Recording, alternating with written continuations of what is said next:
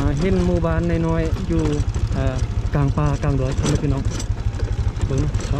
เป็นจอมดอยเป็นหมู่บ้านแบบคือหมู่บ้านลึกลับเลยนะหมู่บ้านลับเลกับว่าแมนเนาะบรรยากาศภายในบ้านบรรยากาศตดสวยตัวนี้มิดจิลี่เนาะ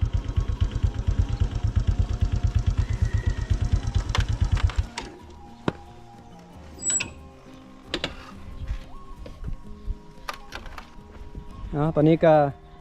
มาฮอดอีกหมู่บ้านหนึ่งเป็นหมู่บ้านน้อยๆเนาะอยู่จอมดอยซึ่งว่าหมู่บ้านนี้ก็ยังบ่ทันมีไฟฟ้าเทื่อเพราะว่าเป็นหมู่บ้านที่น้อยมีบ่หลายหลังคาเรือนบ่มีหลายครอบครัวเนาะ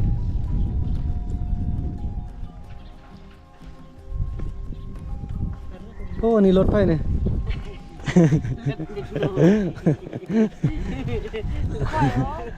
เจ้าอ่ะโอ้คนให้ไปใส่หมดแล้วเขาเจ้าประยูนอ่ะไปกล้วยมืดไ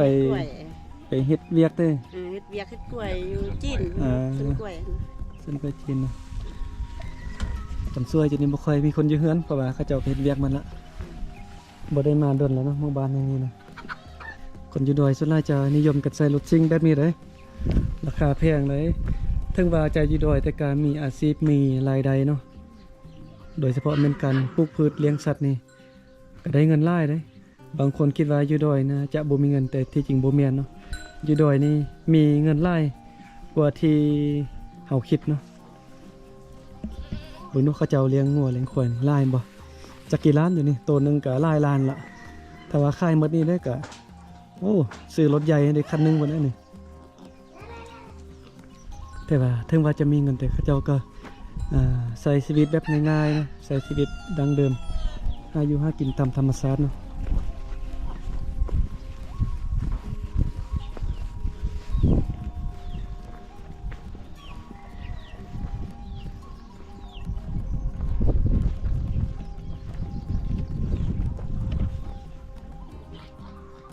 ตอนแรกนี่มีคนไล่เนาะตอนแรกนี่เขาเจ้า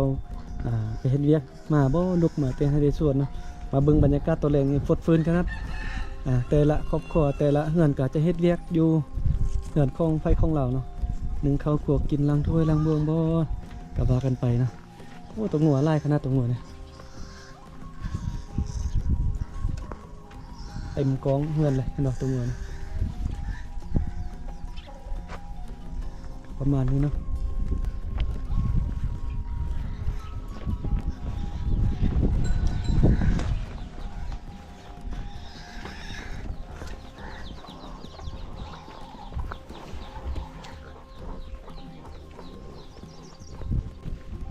กลัวจะมาฮอดหมู่บ้านแห่งนี้ก็โอ้เดินทางไกลขนาดลำบากเส้นทางมานี่ฟืนสาบานก็จะกองไว้แบบนี้เนาะ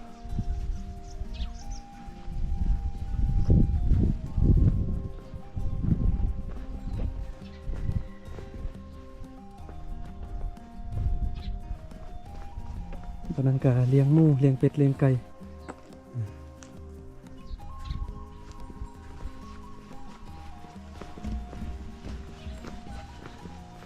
เรื่องน้ำกินนี่แน่นอนอยู่แล้วเนาะว่าโรงงานน้ำดื่มนี่จะบ่มีแล้วก็จะบ่มีคนที่มาส่งเนาะเพราะว่าอยู่ไกลที่สุด เป็นไปบ่ได้เนาะที่ว่าจะมีรถมาส่งน้ำดื่มอยู่นี่แต่เรื่องน้ำกินนี่ให้ห่วงเนาะ ถึงว่า ถึงว่าบ่มีโรงงานน้ำดื่มแต่สบานก็ยังกินน้ำห้วยน้ำธรรมชาติที่ไล่มาแต่จอมผู้ฝากพุ่นเนาะเดี๋ยวบอลังจะพาไปเบิ่งอันนี้จะเป็นคกไว้สำหรับตำข้าวเนาะเพราะว่าอยู่นี่ยังบ่มีหงซีข้าวเถื่อ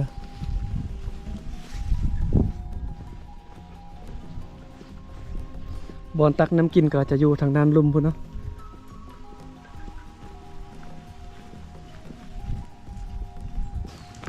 บนนี้จะเป็นบอนตักน้ำกินของสาบานเนาะเอาทอไปตอเอามาแต่พุ่นแหละจอมพูพุ่นแตงหางลินน้ำไหลมาแต่ว่าน้ำมีน้อยเดียวเนาะ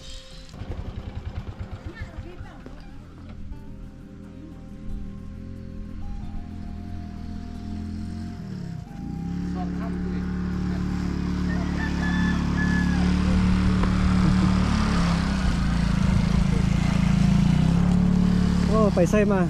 ฮะ ไปใส่มา ใส่มังคุด ไปใส่มงคลมายามพี่น้องเต้ ไปกินดอกใส่มังคุด เจ้าอยู่บ้านนี่เนาะ อยู่บ้านปัตตานี ก็จะเอาไปกินดองมาโอ้ขี้ฝุ่น มาเตรียมนุ เดี๋ยวจะให้เบิ่งอันนี้นิดนึงจักมันยังอันนี้นะ ยาสูบ อย่าสูบ ยาสูบ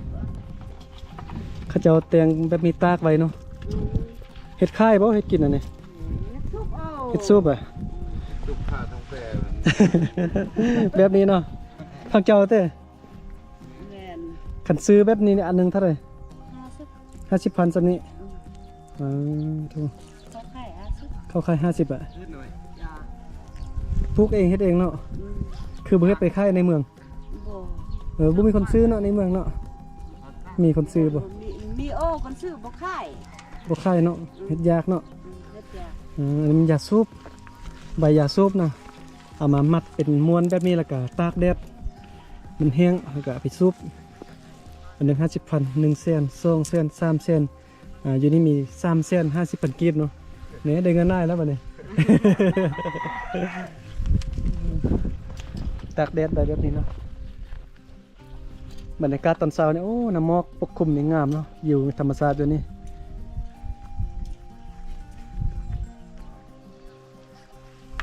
ทางด้านนี้ก็เป็นคอกหมูคอกแบะเขาจะเอาเลี้ยงแบะเลี้ยงหมูเลี้ยงเป็ดเลี้ยงไก่เลี้ยงงัวเลี้ยงควาย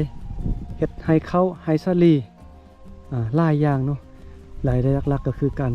เฮ็ดให้เฮ็ดสวนโอ้ได้เงินหลายได้เบิ่งเฮือนทั้งนี้จนเป็นละเงินใหญ่เนาะมีรถซิ่งพุ่นน่ะบ่ธรรมดาเนาะเบิ่งอยู่ด้วยคือแต่บ่มีเงินแต่ที่จริงบ่แม่นเนาะเขาเจ้ามีทรัพย์สินมีเงินมีคำหลายเด้อยู่จอมดอยนี่ก็ทางภาคเหนือเนาะอยู่ดำไสนี่อยู่จอมดอยแต่ละจุดแต่ละบอนนี่จะมีหมู่บ้านคนเป็นจุดเป็นบอนไปเลยนะระหว่างทางบ่ลังก็จะเก็บภาพบรรยากาศเนาะสถานที่ต่างๆหมู่บ้านต่างๆมาให้เบิ่งให้ชมนำกันเด้อแต่ว่าตอนนี้ยังอยู่หมู่บ้านน้อยๆอยู่นี่เนาะทางภาคเหนือแขวงดำไสบ่ลังก็จะเดินทางไปเนาะเก็บภาพระหว่างทางเก็บภาพระหว่างหมู่บ้านให้เบิ่งให้ชมนำกันว่าอยู่กลางป่ากลางดอยยังจะมีหมู่บ้านคนอีกบ่เนาะมีแล้วถ้าว่ามีแล้วเฮือนสารบ้านซองเขาเจ้าอยู่ดอยเด้เป็นจังไดการใช้ชีวิตการดำรงชีวิตเนาะการซื้อการขายเฮ็ดจังไดเนาะบ่ลังก็จะเก็บภาพบรรยากาศให้พ่อแม่พี่น้องเนาะได้เบิ่งได้ชมไปนำกัน